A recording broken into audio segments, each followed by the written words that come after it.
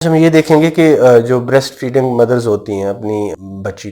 को बेबीज़ को फीड करा रही होती हैं और सम टाइम ये ज़रूरी हो जाता है कि उनको डिप्रेशन एंग्जाइटी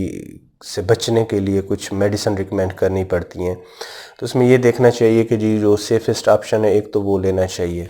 सेकेंडली फिर ये कि टाइमिंग कि किस वक्त जो माँ ज़्यादातर फ्रीक्वेंसी क्या है, किस डे टाइम में या रात में वो फीड करवाती हैं। तीसरी चीज़ जो इसमें सबसे अहम है ना, जो मिस कर जाते हैं, वो ये होता है कि जो फर्स्ट मिल्क होगा, फॉर एग्ज़ाम्पल सुबह 9 बजे फर्स्ट फीड कराना है मदर ने और रात मेडिसिन ली थी, तो अब ये जो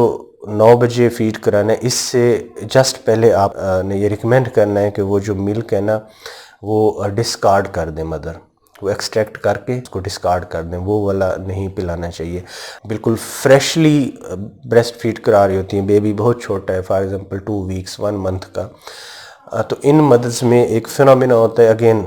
हार्मोनली कंट्रोल्ड वो चीज़ चल रही होती है, उसके पीछे एक पूरा हार्मोन का निज़ाम चल रहा होता है कि जो ही मदर को थॉट आती है कि अब या टाइम होता है वो ख़ास बेबी को फीड कराने का, तो उसमें जो लेटिंग डाउन होती है, जो मिल्क बनने का अमल होता है वो काफ़ी तेज़ हो जाता है, तो ज़्यादा मिकदार में और तेज़ी से जो है ना मिल्क बनना शुरू हो जाता है, इवन ये सोच के जी अब मैंने बेबी को फीड कराना है, या वो ख़ास जब टाइम होता है।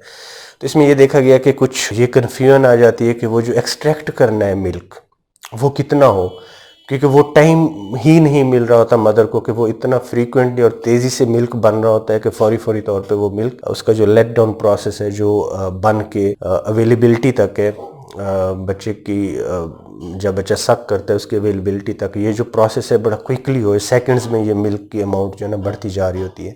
इसमें ये होता है कि कितना मिल्क जो है ना वो डिस्कार्ड किया जाए फिर वो सेफ। तो इसमें एक रफ सा एस्टिमेट ये है कि अगर तो ये ज़्यादा तेज़ी से मिल्क बन रहा है और अभी बच्चा बहुत छोटा है, तो फिर इसमें ये हम जनरली कह सकते हैं कि 1 मिनट इज़ सफिशेंट। 1 मिनट आप एक कैलकुलेट कर लें, 1 मिनट लगा लें, 1.5 मिनट ज़्यादा से ज़्यादा, तो उसमें आपने ये मिल्क एक्सट्रैक्ट कर देना है, उसको वेस्ट कर देना है, उसके बाद आप जो है ना वो फिर करवा सकते हैं।